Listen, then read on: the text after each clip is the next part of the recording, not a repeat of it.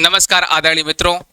TGT 2022 में सामाजिक विज्ञान में चयनित एक अभ्यर्थी जो आपके ज्ञान गंगा टीम से रहे हैं, ज्ञान गंगा से एजुकेशन प्राप्त किए हैं, आप लोग के बीच में उपस्थित हैं आशुतोष कुमार जी। इनसे बात करते हैं कैसे इन्होंने सफलता प्राप्त किया और क्या इनकी स्ट्रेटजी रही और हमारे संस्थान का क्या योगदान रहा। आइए आशुतोष जी, स्वागत है आपका।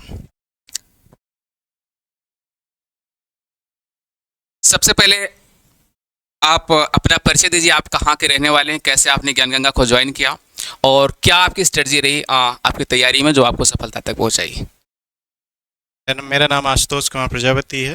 मैं इलाहाबाद का ही रहने वाला हूँ और एग्ज़ाम मैंने पहला एग्ज़ाम 2021 वाला दिया था और ज्ञान एस के सर के साथ मैं 2023 से जुड़ा हूँ और उसके बाद से कंटिन्यू बना हुआ। तो जी एक सवाल मैं आपसे करना चाहूँगा, चूंकि आप प्रयागराज के रहने वाले, जाहिर सी बात प्रयागराज को बहुत अच्छे से जान रहे हैं।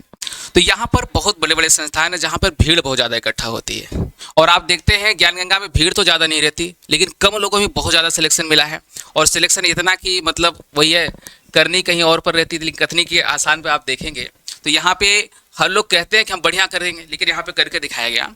तो आपने कैसे चुना था कि यहाँ पे भीड़ भी नहीं दिखी, तो आप कैसे चुने थे कि हमको ज्ञान गंगा में जुड़ना चाहिए।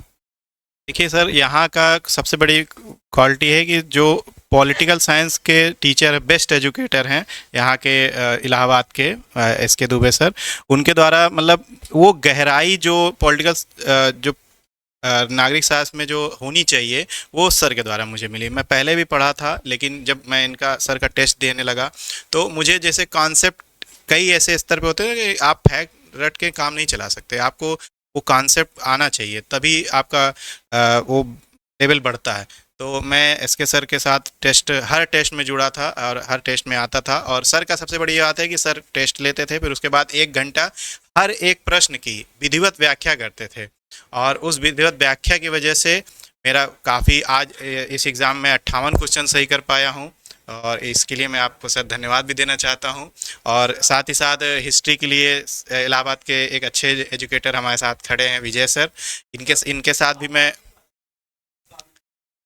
इनके साथ भी मैं टेस्ट देता था। साथ में विजय सर भी बहुत अच्छी व्याख्या किए और जिसकी वजह से समझ लीजिए विजय सर के टेस्ट सीरीज से हम लोग इतना अच्छा इम्प्रूव किए कि मैं बता नहीं सकता सर।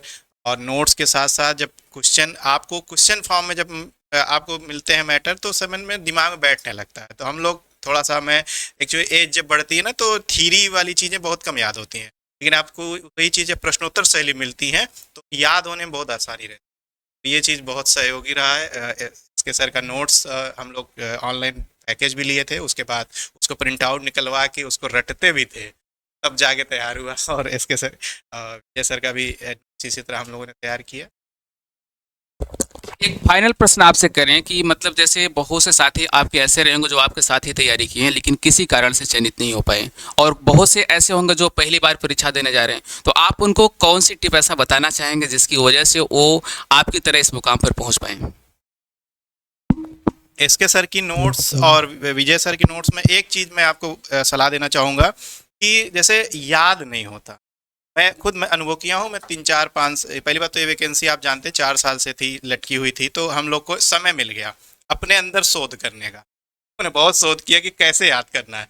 तो क्या किए थे कि नोट्स के टॉपिक को, जो चीज़ हमें नहीं याद होता था, मान लीजिए जैसे कोई अलाउद्दीन खिलजी का टॉपिक है तो अलाउद्दीन खिलजी में मैं क्या जो कोई चीज़ें याद करना है तो हमको क्या करते हैं, हम लोग प्रश्न बनाते थे।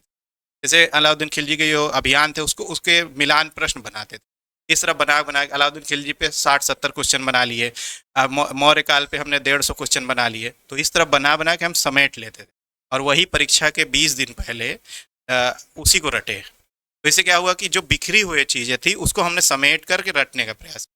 क्या हुआ कि अंतिम 20 दिन हमको इधर उधर भटकना नहीं था और उसी चीज़ को रिवीजन किए तो एक अच्छा माइंडसेट तैयार हो जाता है। पेपर जैसे आप देखें ना, हाई स्कूल में भी हम लोग पढ़ते थे तो क्या कहते हैं, अंतिम एक महीना बहुत इंपॉर्टेंट होता है।